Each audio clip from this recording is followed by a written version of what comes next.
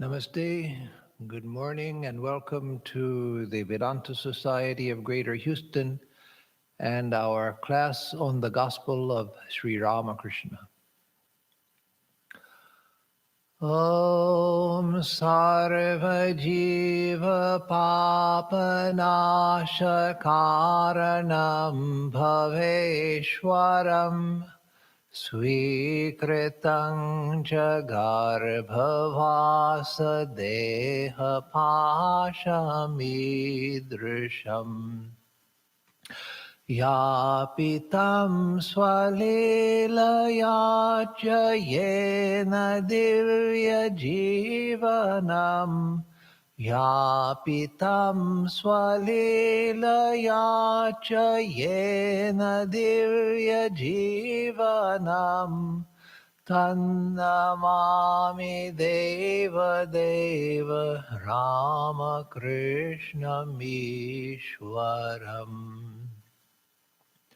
Om Shri Vivekanandari Satchishya Supujitaya Shri Sharada Devya Virata Sevitaya Shri Ramakrishna Paramahamsaya Avatara Varishtaya Chate Namaha. We salute Sri Ramakrishna, God of gods and Lord of existence, who of his own free will took on human birth and lived a luminous life of divine play for the destruction of human ills. We salute that incarnation, Paramahamsa Ramakrishna, who was worshipped by pure-hearted disciples like Swami Vivekananda, and who was ceaselessly served by Sri Sharada Devi, the Divine Mother herself.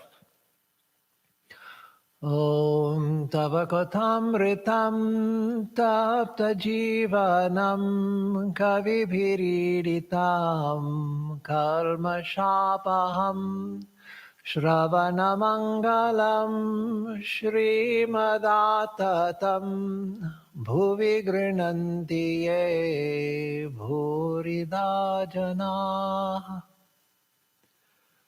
O Lord, your nectar-like words are praised by the wise and full of auspiciousness. They destroy the curse of evil, bring good to those who hear them, and bring new life to those who are scorched by the ills of worldly existence. Magnanimous indeed are they who spread your message. Om Shanti Shanti Shanti Harihi Om. Om, peace, peace, peace be unto us all. So this morning we will continue the Gospel of Sri Ramakrishna where we left off last time. And so now we are beginning Sunday, September 9th, 1883. And that is at the top of page 284 in all editions with this same pagination, the New York pagination. So we'll just begin. Sri Ramakrishna had finished his midday meal and was sitting on the small couch. Rakal, M, and Ratan were sitting on the floor. Ratan was the steward of Jadu Mallik's garden house and was devoted to the master. Now and then, Ram Chatterjee and Hajra passed in or out of the room. It was about 2 o'clock. Ratan told the master that a jatra performance by Neelakanta had been arranged in Jadu Mallik's house in Calcutta. Ratan to the master, "You must go. The date has been set." Master, "That's good. I want to go. Neelakanta sings with great devotion." A devotee, "Yes, sir, that is true." Master, "Tears flow from his eyes as he sings." To Ratan, "I am thinking of spending the night in Calcutta when I go to see the jatra." Ratan, "That will be fine." Ram Chatterjee and the other devotees asked Ratan about a theft in Jadu Mallik's house. Ratan, Yes, the golden sandals of the deity were stolen from the shrine room in Jadu Babu's house. It has created an uproar. They are going to try to discover the thief by means of a charmed plate. Everybody will sit in one room, and the plate will move in the direction of the man who stole the sandals. Master with a smile. How does the plate move? By itself? Ratan. No, a man presses it to the ground. A devotee. It is a kind of sleight of hand. It is a clever trick. So this, of course, needs no spiritual commentary, but it does require some social commentary. And that is that all over the world, in the West and in the East, in all countries, there were various processes for discovering who was guilty of a crime. Because even today, it's difficult many times to find out, and many times impossible to find out who perpetrated a crime. And in those days, without fingerprint technology and without DNA and other things, it was often very, very difficult to figure out who committed a crime. And yet there's the natural desire for justice and the desire for revenge. Justice is one thing, revenge and vindictiveness are another thing. And so when somebody has had something stolen from them, they feel violated. And naturally, it's a natural response. There's nothing wrong with that. They want to get back at the person who violated their possessions or their space or whatever it was. That all of us feel naturally. I remember when I returned to the center one night and found the glass all over the floor here in Houston. And then I felt a breeze and thought, where's the breeze coming from? And where did all of this? Well, at first I didn't think it was glass. I thought somebody had been here and spilled ice all over the floor. Then I felt a breeze and I looked around and saw that they had broken through the door and come in and stolen money from the center. And so when that happens, of course, one feels that one's space, and in the case of a temple, a sacred space, has been violated. So I ran to the shrine to see if they had done any vandalism here in the shrine, which had happened before before my time here. And no, they just stole about $500, $600 worth of cash. So anyway, naturally one feels violated, one's space has been violated, and so there were various ways of trying to find out who perpetrated the crime. But in the absence of scientific methods of discovery, people relied on psychic means, and there all kinds of superstitions came. And it's a horror to think of the number of innocent people who failed the various tests that were given. For instance, putting your hand on a red-hot axe, and if your hand burned, then you were guilty. If you were telling the truth, that no, I didn't steal the golden sandals, your hand would be untouched in common belief. But how many innocent people, and that was a Western practice, and in the East they had various similar practices, like in the Ramayana, where Sita entered into a fire to prove her innocence. How many people were asked to enter into fire who were innocent and who didn't have the spiritual power of Sita and were burnt in the fire, and either burnt to death in the fire or else put to death after they came out burnt. Partially burnt. So the horrors of old justice, even today, with all of the forensic science and with checks and balances on the judicial system and so forth, you still see such a vindictive spirit in the judicial system, where a person who has committed a minor crime put away for years, and someone who has stolen millions of dollars in white-collar crime, they get away with it. So the search for justice is something that is still far, far away from society. It was then and it is now.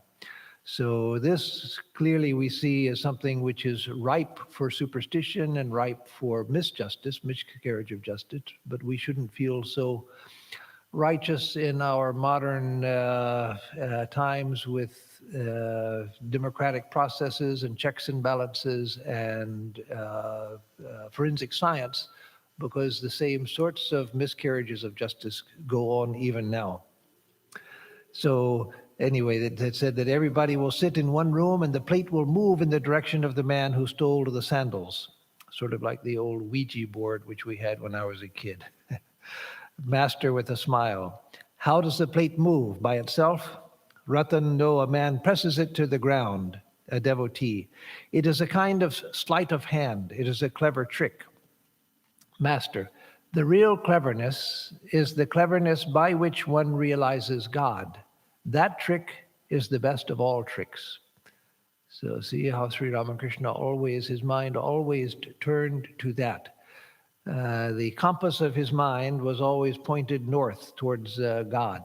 And so whatever the topic of conversation, whatever the question, whatever the consideration, somehow he always turned things back to the quest for God.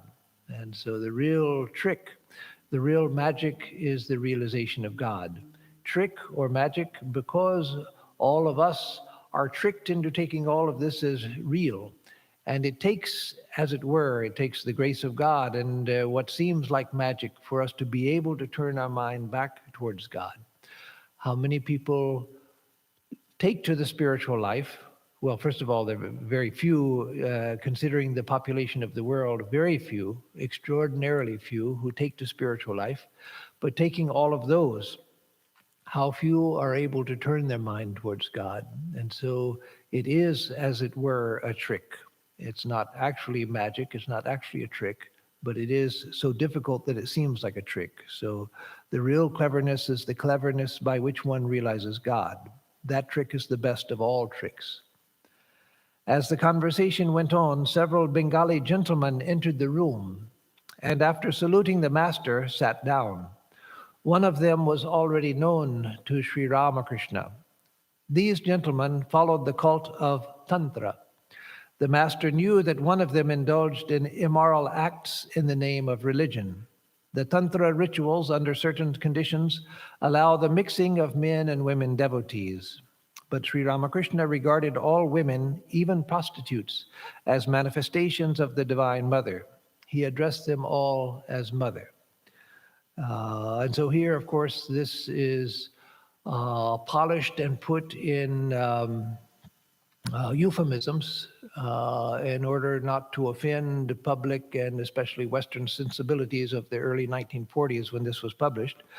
But of course, what it means is these gentlemen followed a tantric sect where they indulged in sexual activities outside of marriage.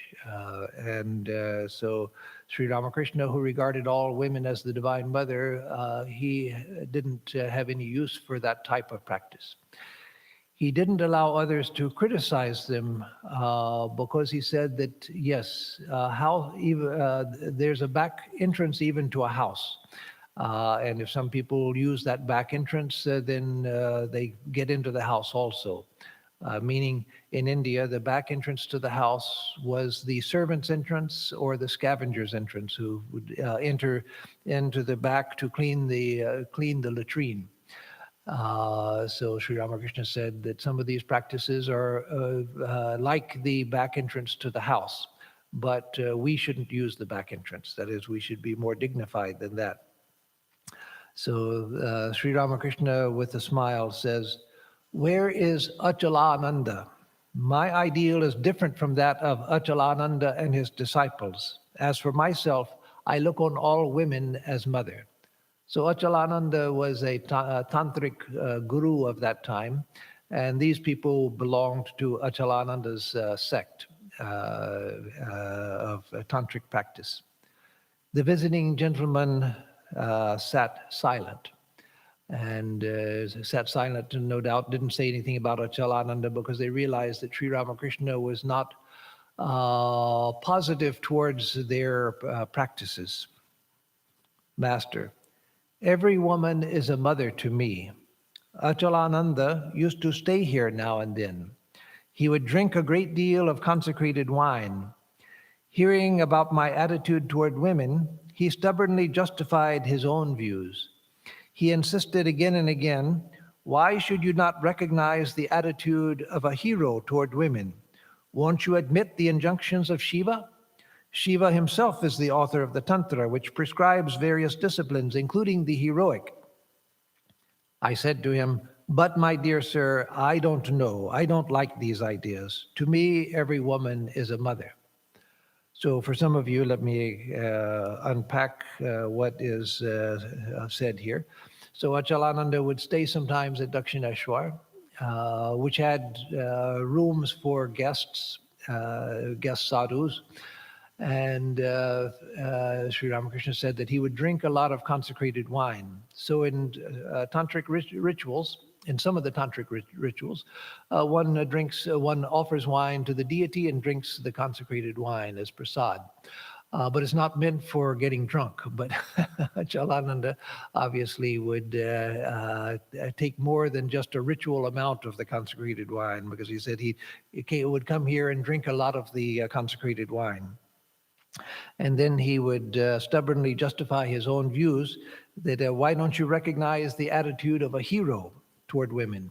So in the Tantra, there are 3 levels of practice. The Pashu, which is with many restrictions, where you have to be very disciplined and you have to lead a very ethical life and go through various rituals and everything in a very prescribed way, an austere way. And then the Vira, which is the middle path in the Tantra, with the attitude of a hero. Vira means hero. And so there one takes the what is called a heroic attitude and indulges in sexual practices and partakes of wine and meat and other things as part of the practice. And that also has a spiritual purpose. But as Sri Ramakrishna used to explain, that out of 100 people who try that practice, maybe one makes advancement and the others get more bound because of the natural tendency towards attachment, towards pleasure. And so a rare person may succeed at it, and most are drowned in the practice.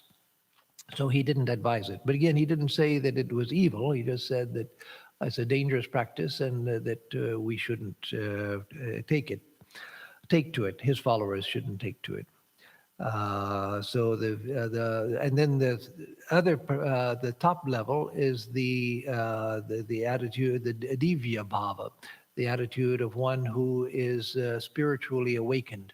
And so when Sri Ramakrishna practiced the tantras, he practiced the attitude of a divya bhava, that is the divine attitude. So he didn't go through the practices of the vira bhava, the heroic bhava, but those of the divya or divine bhava. So then he said, Sri Ramakrishna reports that Achalananda would say, why won't you admit the injunctions of Shiva? Shiva himself is the author of the Tantra, which prescribes various disciplines, including the heroic. And so according to tradition, the tantric agamas, the tantras, the tantric scriptures, were authored by Shiva himself, the Shiva sitting in Kailasa teaching Parvati. That is the basis of all that's the general idea of all scriptures all over the world, whether it's the Torah of the Jews, the Bible of the Christians, the Quran of the Muslims, the Vedas, the Upanishads, Gita, or the Tantras. But the problem with that is that, yes, the idea that it has a divine source, that gives you great faith in the teachings of the scriptures. But then you find in scriptures all over the world a mixture of the divine and the demonic, the divine and that which is immoral as well in all scriptures. Not the same things, but for instance, in what the Christians call the Old Testament and what Jews call the Torah, which is scripture, there in texts like Leviticus, it advises all sorts of things that we would consider horrific by modern day standards. But it's there in the text. In the Vedas, which we regard as inspired scripture. There are passages which prescribe horrible things as well. So when you have given divine status to scripture and think that therefore the scripture is infallible, then you feel justified in taking whatever you want from the scripture and justifying your own behavior by it. And in the scriptures of the world, you can find justification for practically everything. That's why there's the Western saying, the English saying, I should say, that the devil quotes scripture, meaning the devil refers to the Bible and says, well, what I'm doing is right because of this line in the text, meaning that that's what people do. And so here Sri Ramakrishna doesn't say, well, no, the texts weren't written by Shiva, and that's all just a superstition or anything. He leaves that intact because, as Jesus said, I came not to destroy, but to fulfill. And that you see followed in the letter by Sri Ramakrishna and the Holy Mother. Swami Vivekananda was different. Swami Vivekananda was at times an iconoclast, but Sri Ramakrishna and Holy Mother weren't. They always left people's faith intact. Swami Vivekananda's purpose was different, and so sometimes he would thrash a person, not physically, but verbally, when he saw that their religious superstitions were bringing harm to society. But that wasn't, again, Sri Ramakrishna's purpose or his method. So here when the Achalananda tells him that, don't you believe the tantras? They're the words of Shiva himself. Shiva himself has taught the Virabhava. And Sri Ramakrishna just simply says, but my dear sir, I don't know. I don't like these ideas. So my own feeling is that every age has its advantages and its disadvantages. Every age. The ways in which older ages were much better than our modern age. But there are also ways in which the modern age, with all of its problems, has its own advantages. And one of those is a more analytical mind, a mind which doesn't just accept truth because it's passed down from generation to generation, but which examines, which looks and searches for truth. Is this true? The Swami Vivekananda said that you should take up an idea only after examining it, and if you find that it does good to you and does good to others, then take it up. But don't take up something just because it's been passed down for generations. Examine it and see if it's good. And so Swami Vivekananda saw that these ideas had brought great harm to India.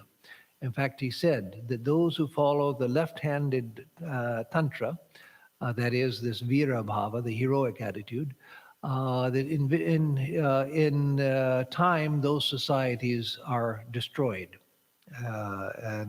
So anyway, Sri Ramakrishna was discouraging that. So then Sri Ramakrishna continues. He was telling this conversation between himself and Achalananda, the tantric. Now he continues talking to the people in front of him. Achalananda did not support his own children. He said to me, God will support them. I said nothing. But this is the way I felt about it. Who will support your children? That is, he's not saying it to Achalananda, but it's what he thought. Who will support your children? I hope your renunciation of wife and children is not a way of earning money. People will think you are a holy man because you have renounced everything, so they will give you money. In that way, you will earn plenty of money. So no doubt, if we know the life of Sri Ramakrishna and the character of Sri Ramakrishna said that because that's what Achalananda was doing. Otherwise, there would be no reason for him to say it. He who could see into the hearts of people. And so no doubt Achalananda was doing that very thing, showing himself to be a renunciate while he had children and was indulging in sexual activities and so forth in the name of religion. And showing himself to be a renunciate so that people would give him money. And in that way, he must have been making plenty of money. Sri Ramakrishna had no patience with that sort of thing. With his own Hazara, who lived in the temple garden much of the time with Sri Ramakrishna. Hazara was also a hypocrite, and Hazara had a wife and children. Of course, Hazara didn't claim to be a sadhu. He never went that far. But he left his wife and children in the village near Karmarpur, came and stayed in Dakshineshwar, and didn't send any money to his wife and children. So Sri Ramakrishna scolded him severely and said, "What, don't you have any shame? Who is going to support your wife and children? The neighbors? You have no shame? You go home and you take care of your family." And so he had no patience with Achalananda either, whom he regarded as a hypocrite and someone who was indulging in enjoyment in the name of spirituality and collecting money on the side. So then he continues, spiritual practice with a view to winning a lawsuit and earning money, or to helping others win in court and acquire property, shows a very mean understanding. That Sri Ramakrishna set a very high standard, that you practice spiritual disciplines for the attainment of God. So yes, if you have a lawsuit, you have to face that. You do what you have to do. If you want to help others who are facing a lawsuit, you do what you have to do. But don't practice religion using God as a vending machine, where you do puja and you make offerings and everything so that God will win a lawsuit for you. God will win a lawsuit for somebody else, and that person will give you money for your prayers and puja and everything. No, keep that out of spiritual practice. Spiritual practice is for the attainment of God. Money enables a man to get food and drink, build a house, worship the deity, serve devotees and holy men, and help the poor when he happens to meet them. These are the good uses of money. Money is not meant for luxuries or creature comforts or for buying a position in society. So that's the ideal that Sri Ramakrishna presented, and that's the ideal of the Hindu tradition, as it was the ideal in other religious traditions as well. The ideal was not to acquire wealth just to pamper oneself and to buy one's escape from all suffering and care for the world. Money was to be earned for the sake of one's needs and to help others, to be of service to others. He continues, people practice various tantric disciplines to acquire supernatural powers. How mean such people are.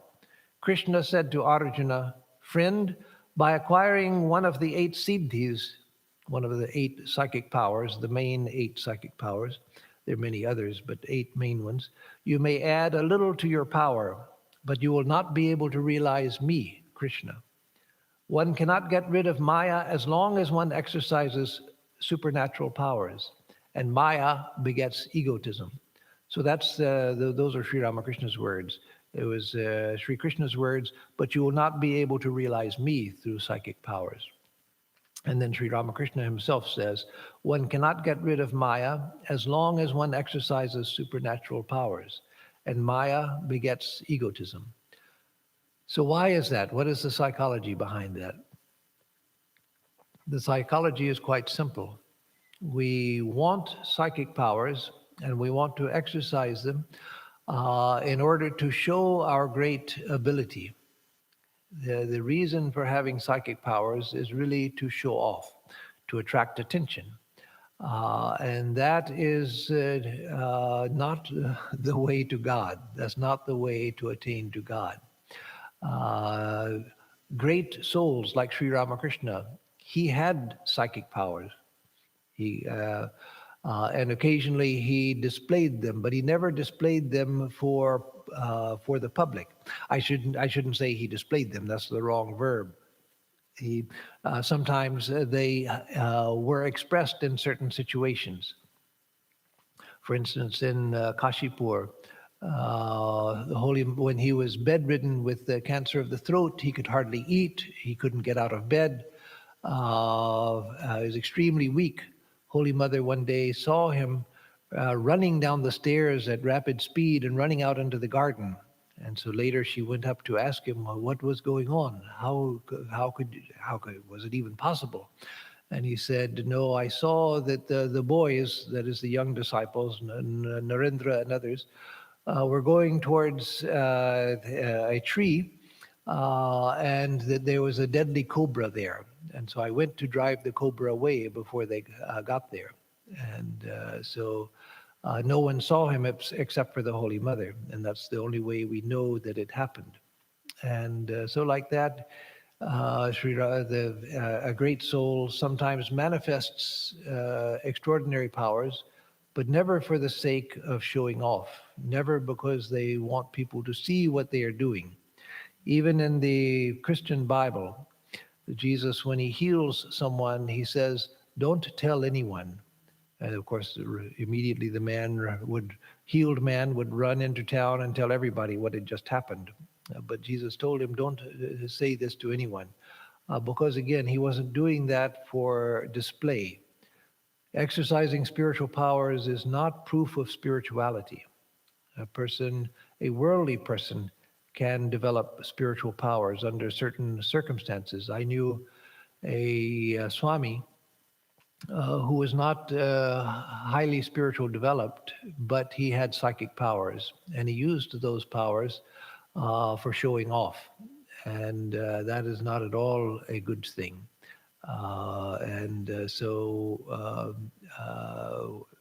That's why Sri Ramakrishna many times in the gospel, and it's mentioned in the Great Master and elsewhere in wherever his teachings are contained, he warned against the exercise of psychic powers, not spiritual powers, psychic powers.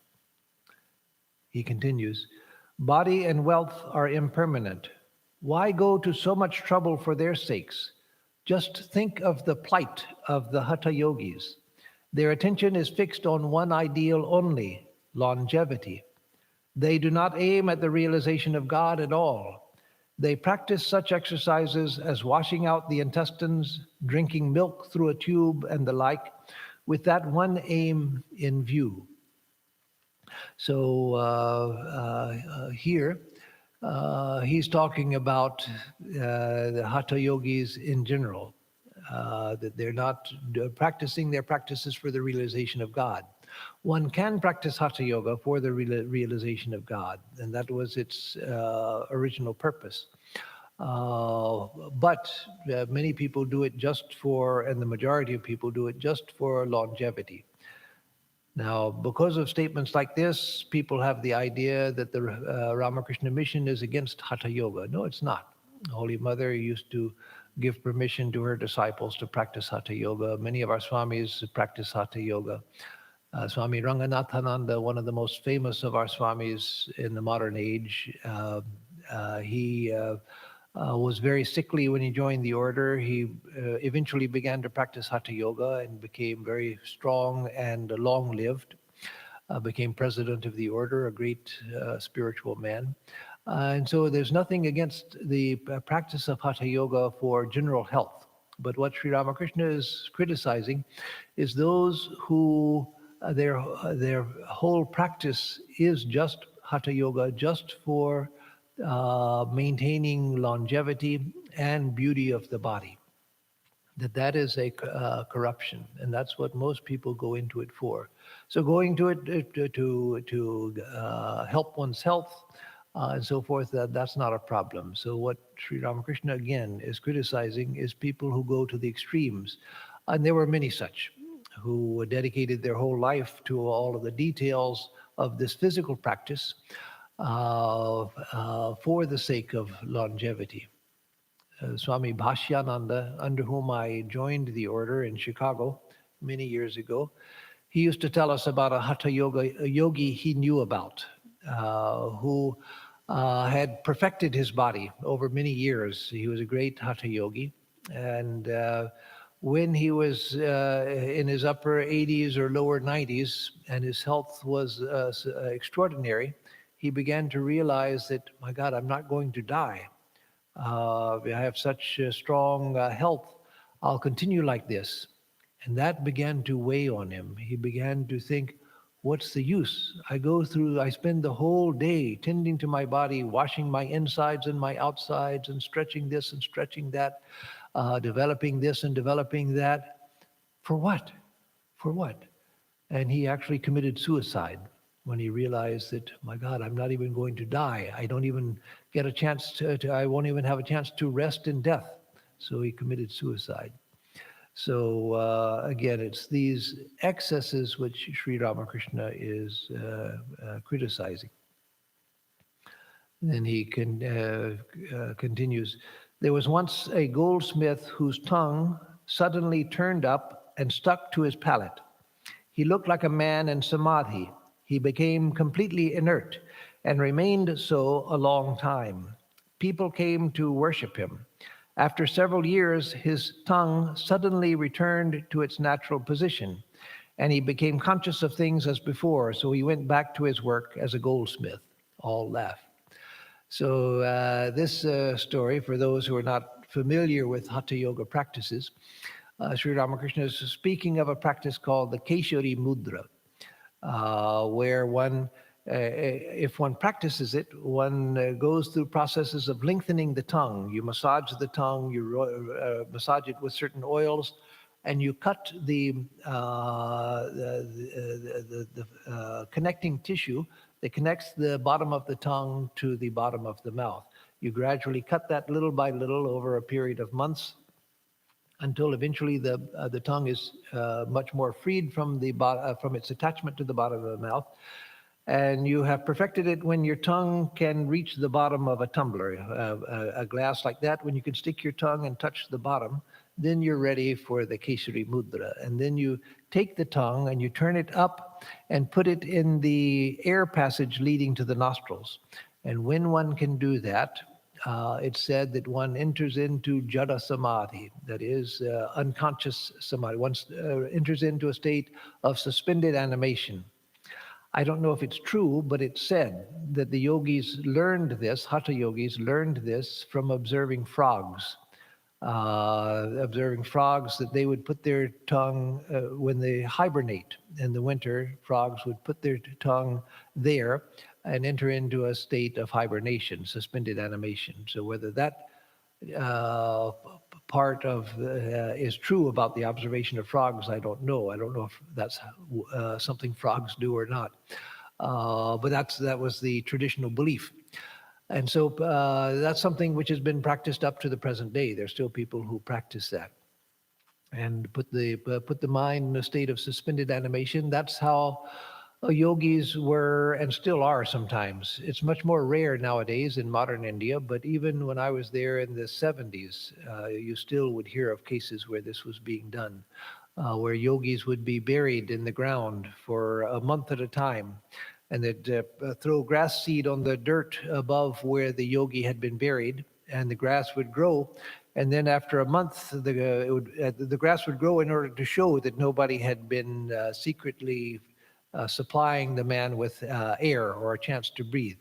And so after a month, the dirt with the grass would be removed, the yogi would be brought up, and his tongue would be returned to its natural place, and then he would become aware. And they did that for money. It wasn't because by doing that they were in God consciousness. No, that was the way of getting money. And so it's an extraordinary feat. But there are many other ways of getting money. You don't need to do that to get money. And it doesn't take you nearer to God. So that's the point of Sri Ramakrishna's story of the goldsmith, that the goldsmith, that was just his job. And somehow accidentally he stumbled into that. His tongue entered the place behind the soft palate. And he went into that type of suspended animation. And then after several years, suddenly the tongue dropped for whatever reason, and the man was back to his normal self. There was no transformation. He went on doing the work of a goldsmith, just the same old person as he was before. So what's the use of it?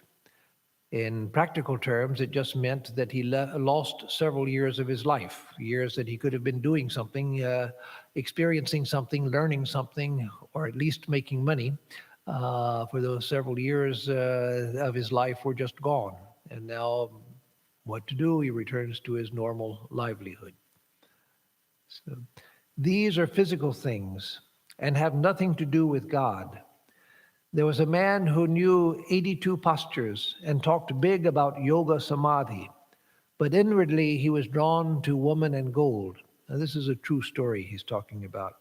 Once he found a banknote worth several thousand rupees. He couldn't resist the temptation and swallowed it, thinking he would get it out somehow later on. And of course, yogins practice voluntary vomiting for washing out their insides, and so that wouldn't have been a problem for him. The note was got out of him all right, but he was sent to jail for 3 years. In my guilelessness, I used to think that the man had made great spiritual progress. Really, I say it upon my word. So surely Sri Ramakrishna meant that before this happened, Sri Ramakrishna thought that this man had made great spiritual progress, because he would talk big about yoga samadhi. So this was also, no doubt, before Sri Ramakrishna had come to the end of his sadhana, attained to nirvikalpa samadhi, and had that insight whereby he could see the past and the future of a person. So before all of that had happened, it must have been that he encountered this man, thought that he must be a great yogi because of the way he talked about yoga samadhi and everything and all of the practices he did. But that's what happened. He swallowed a banknote as a way of stealing it, and then he was caught and sent to jail. So Sri Ramakrishna realized then that he wasn't a spiritual soul. And in Sri Ramakrishna's life, you see various cases like this. For instance, there was Chandra, and I forget the name of the other one. There were two spiritual aspirants that came to Sri Ramakrishna long before the gospel was recorded. And one of them, and Sri Ramakrishna knew both of them, advised both of them, but they both got involved in psychic powers and went astray. And again, there are many stories in the life of Sri Ramakrishna, true stories, about the danger of such powers. He continues, Mahendra Pal of Sinti once gave Ramlal 5 rupees. Ramlal told me about it after Mahendra Pal had gone. I asked Ramlal what the gift was for, and he said it was meant for me. I thought it might enable me to pay off some of my debt for milk, the milk that Sri Ramakrishna would drink. Sri Ramakrishna's food was supplied by the Dakshineshwar temple, but because of his delicate health, he required extra milk, which the Holy Mother would procure. That night I went to bed, and if you will believe me, I suddenly woke up with a pain. I felt as if a cat were scratching inside my chest. I at once went to Ramlal and asked him, for whom did Mahendra give this money? Was it for your aunt, that is for Holy Mother? No, said Ramlal, it is meant for you. I said to him, go and return the money at once, or I shall have no peace of mind. Ramlal returned the money early in the morning, and I felt relieved. So again, Sri Ramakrishna's extraordinary detachment, which he's telling to these people, the gentlemen who had come, who were followers of Achalananda. Again, he continues, once a rich man came here and said to me, sir, you must do something so that I may win my lawsuit. I have heard of your reputation, and so I have come here. I said to him, my dear sir, you have made a mistake. I am not the person you are looking for. Achalananda is your man. Again, the same Achalananda. A true devotee of God does not care for such things as wealth or health. He thinks, why should I practice spiritual austerities for creature comforts, money, or name and fame? These are all impermanent. They last only a day or two. So now this we should understand properly, because Sri Ramakrishna doesn't mean that when you're sick you shouldn't do anything, that if you're sick or ailing, that you should just forget about it and just worship God. No, Sri Ramakrishna himself, when he broke his arm, he had his arm set. When he had cancer of the throat, various doctors attended on him. But what he didn't do was use his extraordinary spiritual powers to cure himself, which he could have done. He had the ability to do that, but he didn't do that.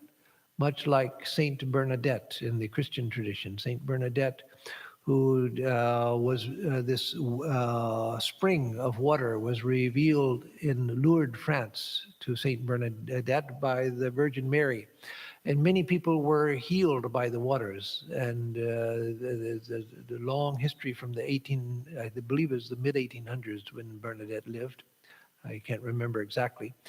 But a long history of people who were cured by the waters of the spring that are there, continuing to the present day. It's a great place of pilgrimage, and I know people, our own monks and nuns, who have been there to Lourdes, a great place of pilgrimage.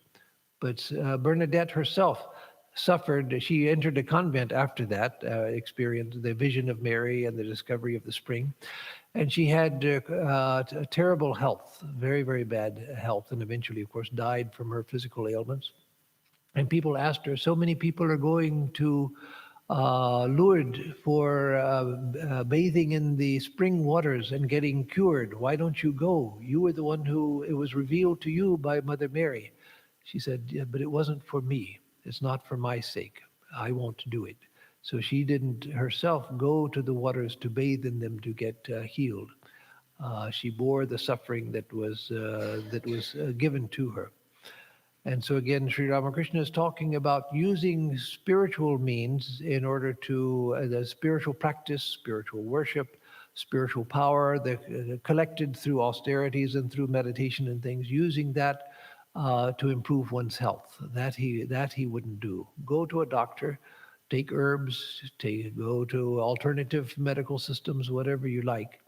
That we should do. We should take care of ourselves. So he's not advising people just to grin and bear it, just to suffer through it. No, take care of yourself. But remember that spiritual practice is meant for the realization of God. So again, he just reading the last of that and then what's followed.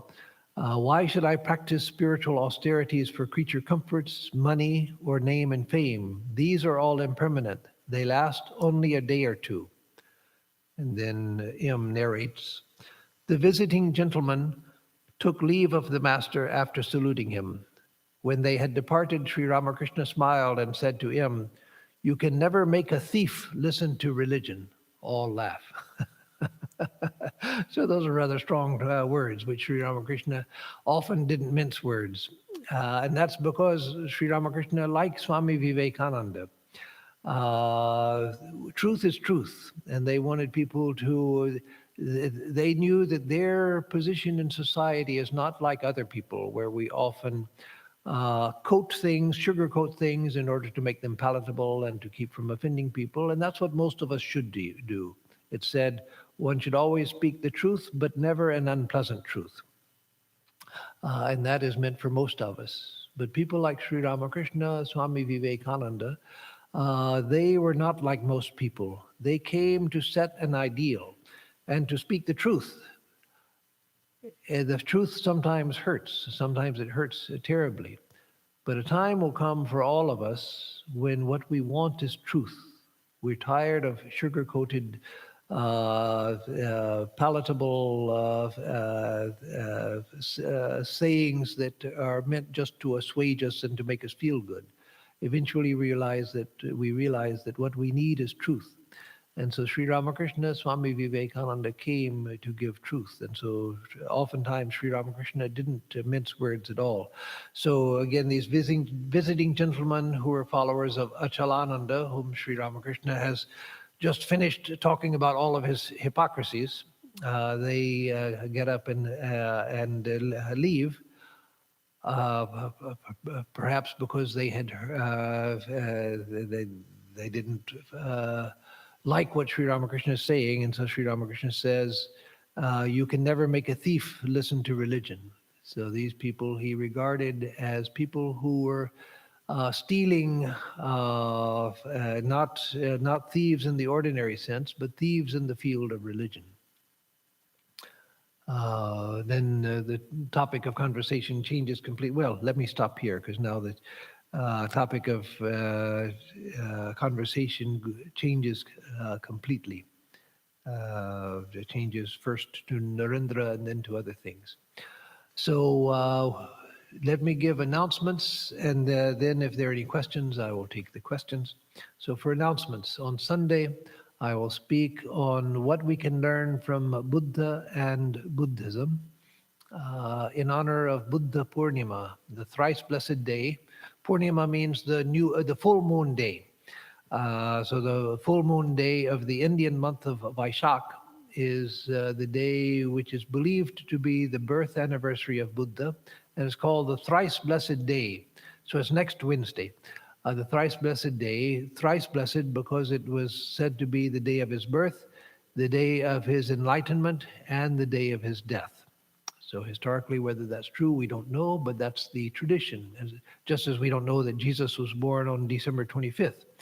And the Buddhist tradition certainly goes back much earlier and much closer to the actual life of Buddha than the Christian tradition of observing December 25th. So whether it's historically, it was historically the day of those three occurrences in different years, or whether it has just become associated with those three occurrences in Buddha's life, it doesn't matter. It is now, after thousands of years, 2,500 years, 2,000, almost 2,500 years, it has become a sacred day associated with those three events in the life of Buddha. And then next week, we'll continue with the Katha Upanishad on Tuesday night at 7:30, and the Gospel next Thursday at the same time, 11 o'clock. So are there any questions, Suranji? Okay.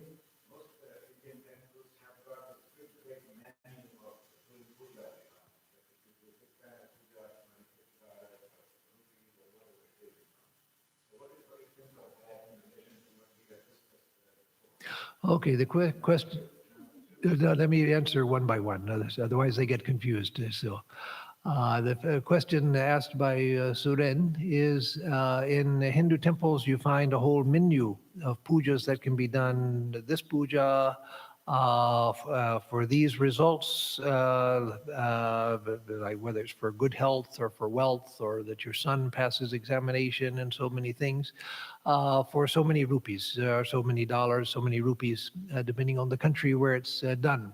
And so what do I think of that? So that that has its place. It's not a spiritual place. It has its place, and so that's why in none of our ashramas is that sort of thing done. So I have to frequently explain to people who come here looking for a rite to be done or something that we're not a regular Hindu temple. This is a teaching center where we emphasize the teachings, spiritual teachings. So we don't do pujas for particular ends for people. When we do a puja here, it's for the worship of God and for that only. With the belief that yes, it benefits those who participate in it, but it benefits them spiritually. It purifies the mind, it purifies the heart, it brings devotion and understanding to people. So that's the only reason we perform pujas. In community temples here in this country, or in the traditional temples in India, those things are done, and it's a part of social religious life in India. And if people want to do it, that's fine. Just like in Catholic churches here, people can pay for a mass to be said for a particular end, for a particular personal end, for the welfare of one's loved ones, or for someone who is sick, or for the welfare of a student who's trying to pass exams or something. You can do that. And such things have some power. They have some effect. It's not that they are all superstition. No, if the puja is done properly, there is a power to properly performed worship. But if you want God, then those are not things to do. But let me say that even that is not a complete prohibition, because you see, Sri Ramakrishna himself, he told to the Divine Mother, he prayed to the Divine Mother, that if you will cure Keshab, Chandra Sen, Keshab was very sick. He said, if you will cure Keshab, then I will offer to you green coconut and sugar candy, traditional offering. And so even Sri Ramakrishna prayed to the Divine Mother, if you will cure Keshab. But the difference is when Sri Ramakrishna made that offering, it was if you will do it. And he did everything with the idea that the Divine Mother knows best. And so even Sri Ramakrishna made an offering for that purpose. And Holy Mother underwent certain practices like that also. But with them, the idea was not for their personal benefit, and the idea was that if it be the divine will. So then second question, Surinji.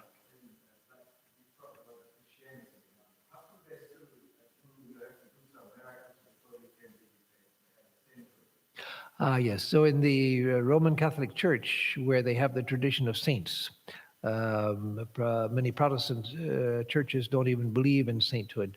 So when I was brought up as a Presbyterian, where there's a belief that there is no such thing as a saint, everybody's a sinner. Only some are saved by God, those who believe in Jesus and whom God has chosen. But there's no such thing as a saint. We were taught in Sunday school as children about Francis of Assisi, not Saint Francis of Assisi, just Francis of Assisi. And Francis was just a nice man who loved birds and animals and people, and a very nice man. That was Francis of Assisi, not Saint Francis of Assisi. So in the Roman Catholic Church, where they do believe in saints, there's a process of canonization. So if someone, and it can only be done for someone, of course, who has passed away. So after someone has passed away, whether recently or even hundreds of years before, if it's considered that they have the characteristics of a saint, then they're raised to sainthood. They're canonized. And then the church authorizes the fact that this person is especially beloved of God, lives in the company of God, in the communion of saints among all of the other saints, and one can pray to them. And that they have because they live in the company of Jesus, they can intercede on your behalf and ask Jesus, you please grant this favor to this person. And so saints are said to have that special power. So in the Catholic Church, one of the things that must be shown in order for a person to be canonized is there must be some miraculous events performed in their name that can't be explained other than as a divine miracle. For instance, if some, say, Mother Teresa of Calcutta, she's passed away, and people pray to her, and then their disease is cured, and doctors confirm that we have no way of explaining how this disease was cured, but the person prayed to Mother Teresa, and believes that it was Mother Teresa who cured her illness, then that's a sign of sainthood. So the reason for that is the idea of sainthood was institutionalized. It wasn't by the person's, just by the person's spirituality. But they're going to be raised in the institution of the church to a special position where people are authorized to pray to them for some benefit. And so it's part of the whole picture of Roman Catholicism surrounding a saint. For us, that's not important at all. For us, what is important is the person's life and relation. A saint is one who has had the direct experience of God, some degree of experience, whether it's dualistic or qualified monistic or non-dualistic. And so we look on sainthood quite differently from the Roman Catholic Church. Many of their saints we would regard as genuine, real saints because they had the direct experience of God. And many of them we would regard as not being saintly at all. Some who were kings, Saint Olaf and Saint Louis and others who converted many people to Christianity in the case of Saint Olaf of Norway or of Scandinavia, and some who were martyrs who died for Jesus and so forth. That to us may be good, may not be good, but that's not the sign of sainthood. Sainthood means the direct experience of God. So, question. The people are very confused about what is really the practice of yoga, how this confusion started. Most of the people think that the practice of yoga is only asanas, pranayama, and not eating meat. Yes, that's true. That's the idea most people have about yoga. Yoga means doing certain asanas, certain exercises, controlling the breath, and eating a vegetarian diet. Oh no, yoga means joining oneself with the divine. And so Hatha Yoga also has that as its purpose. Pranayama, as Swami Vivekananda said, that is a tremendous science which can lead one, if done properly, to samadhi, to full control of the mind. It's a very powerful practice. And the asanas also were meant to control the flow of the prana, because when the prana is flowing smoothly, harmoniously within the body, through asanas and pranayama, then the mind becomes steady. Steady for what? Not so that one can live for 120 years, but steady so that one can think about God. And so that's the purpose of yoga, including Hatha Yoga. So how people became confused, that's easy to explain, is because the exercises are good for the health. And I have no objection to people doing the Hatha Yoga exercises just for health. That's fine. If it helps, some people go to the gym and work out, some people swim, some people do yoga. That's fine. But because that's all that most people want, then yoga becomes limited to a certain set of exercises. Like Pilates has their exercises, some of them very similar to yoga.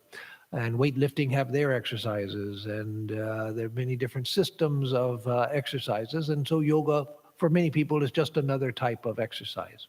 But no, that's not its real purpose. Is Buddhist Tantra the same as Tantra in Hinduism? I believe some Buddhists teach that liberation can only be attained by practicing Tantra. And so there are differences between Buddhist and Hindu Tantra. There are some major differences, but the trend is the same in the two. The tantric movement was something that swept through India at a certain period, during the classical period, which affected all of the religious life in India. There are even Jaina tantras, there are Sikh tantras, there are Vaishnava tantras, Shaiva tantras, Shakta tantras, Buddhist tantras. So the tantric movement swept through everything. And so as a trend, in a general way, there is similarity in the tantric tradition, which allows you to recognize, oh, this is a Buddhist tantra, this is a Hindu tantra, this is a Jaina tantra, etc. But there are differences within that. For instance, in the Hindu Tantra, Shiva and Shakti, Shiva, the male principle, is the just pure consciousness, awareness itself, still and inactive. And Shakti, the female principle, is dynamic, power. Shakti, it means power. Whereas in the Buddhist Tantra, the female principle is passive, wisdom, prajna. And the male principle is active, dynamic. So the two roles are just reversed. And there are other differences as well. But as a tradition, they're more similar than different. And one of the things that characterizes the tantric movement is the development of detailed practices for the transformation of consciousness. As Sri Ramakrishna himself practiced tantric disciplines. So Sri Ramakrishna said that the tantras are not meant to be read, they're meant to be practiced. So other scriptures like the Viveka Chudamani and the Upanishads and the Ramayana, Mahabharata, these are to be read, studied, and thought about. But tantras are not for reading. They're meant for practicing. They're instructional manuals. Do this ritual, do this in this way, and you will get such and such a result. And that's how Sri Ramakrishna was guided through the tantras by Bhairavi Brahmani, his tantric teacher. She would tell him, okay, now do this, now do that, and for the particular results. So that tantras were ways of bringing abstract spiritual and religious principles into some concrete practice. And you find that that had a profound influence on the rest of Sri Ramakrishna's life. Even his taking earth and coins and saying taka mati, money and earth, money and earth, money and earth. Both are equally useless towards the realization of God, and throwing them into the Ganges. That's not a practice from the tantras. That's one that Sri Ramakrishna developed himself, but it's in tune with the kind of practices that tantras developed for bringing abstract principles like the renunciation of attachment to money, bringing it into a physical practice that gets it into your actual nerves. It takes it from the abstract mental plane and brings it into a physical practice. So that's the end of the questions. So all good questions as always. So I'll end with a chant. Om Niranjanam Nityam Anantarupam Bhaktanukampa Vigraham Vai Ishavataram Parameshamidhyam Tam Ramakrishnam Shirasa Namama. We bow in adoration to Sri Ramakrishna, who is stainless, eternal, infinite, the worshipful Supreme Lord who took human birth out of compassion for all. Om Shanti Shanti Shanti Harihi Om Tat Sat. Om peace, peace, peace be unto us and to all the beings of the universe.